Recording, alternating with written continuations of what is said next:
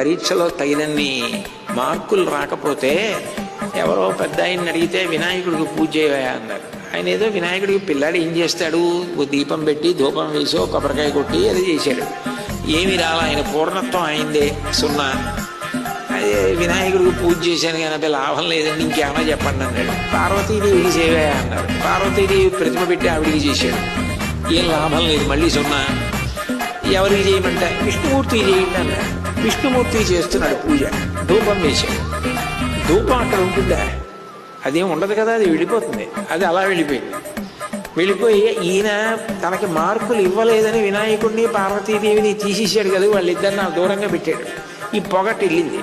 ఈయనడు చూశాడు, అన్న ఒక్క మార్క్ ఇవ్వలేదు కానీ నేను వేసిన ధూపం పీల్చేస్తున్నారా మీరని 2 రుమాళ్ళు పట్టుకొచ్చి వెళ్ళి ఆ మూర్తుల ముక్కు కట్టేస్తున్నాడు పీల్చకుండా. వాళ్ళిద్దరూ ప్రత్యక్షం అయ్యారు.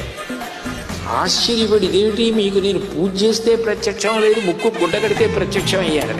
నువ్వు ధూపం వేసినప్పుడు మేము ఉన్నామన్న భావంతో వేసావేంటి, ఏదో బొమ్మని వేసావు. ఇప్పుడు మేం పీల్చేస్తున్నామన్న భావన పొంది ముక్కు గుడ్డ కట్టావు. ఉన్నామని నమ్మితే ఉన్నట్టే కనపడ్డాం. ఏం కావాలన్నారు. సరే ఆయన ఏదో అయ్యాడు అనుకోండి, తర్వాత గొప్పవాడే అయ్యాడు అనుకోండి.